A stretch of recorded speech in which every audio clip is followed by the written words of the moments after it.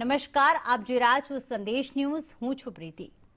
હવામાન નિષ્ણાંત અંબાલાલ પટેલે આગાહી કરી છે કે દક્ષિણ ગુજરાતમાં વાદળછાયું વાતાવરણ રહેશે.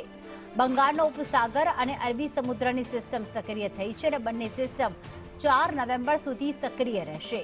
સૌરાષ્ટ્રના ઘણા ભાગોમાં ભારે વરસાદની આગાહી. કચ્છ ઉત્તર ગુજરાતમાં પણ વરસાદની શક્યતા છે. ઓક્ટોબરના અંતમાં પણ મજબૂત વેસ્ટર્ન ડિસ્ટર્બન્સ છે, જેના કારણે વરસાદની શક્યતા વ્યક્ત કરવામાં આવી છે. હવામાન નિષ્ણાંત અંબાલાલ પટેલની આગાહી.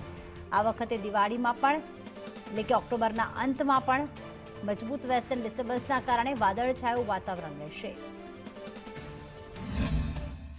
બંગાળ ઉપસાગરમાં જે મજબૂત સિસ્ટમ બની છે તેના ભેજના કારણે અને અરબી સમુદ્રમાં સિસ્ટમ બનવા જઈ રહી છે તેના ભેજના કારણે અને એક આ માસના અંતમાં પશ્ચિમ વિક્ષોભ આવશે તેના કારણે હવામાનમાં પરિવર્તન આવશે.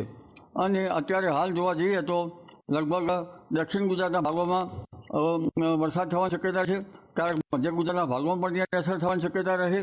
પરંતુ ધીરે ધીરે આ માસના અંત સુધીમાં એટલે કે એક વેસ્ટર્ન ડિસ્ટર્બન્સ આ માસના અંત સુધીમાં આવશે.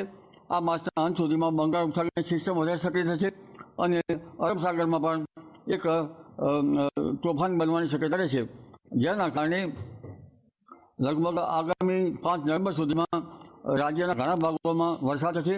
તારીખ 27, 28, 29 ઓક્ટોબર બાદ અને 5મી નવેમ્બર સુધીમાં મેડિટેરિયન સીમાંથી એક પશ્ચિમી વિક્ષોભની અસર છેક દેશના ઉત્તરીય પર્વતીય પ્રદેશોમાં થશે અને તેની અસરના કારણે અરબી સમુદ્રની સિસ્ટમના કારણે ઉત્તર સૌરાષ્ટ્રના કેટલાક ભાગમાં ભારે અતિભારે વરસાદ થવાની શક્યતા છે.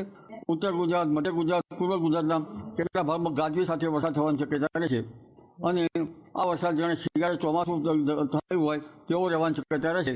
ત્યારબાદ તારીખ 18, 11 બાદ પણ એક બંગાળ ઉપસાગરનું ચક્રવાત બનવાની શક્યતા રહેશે, જેની અસર પણ ગુજરાતના ભાગોમાં થવાની શક્યતા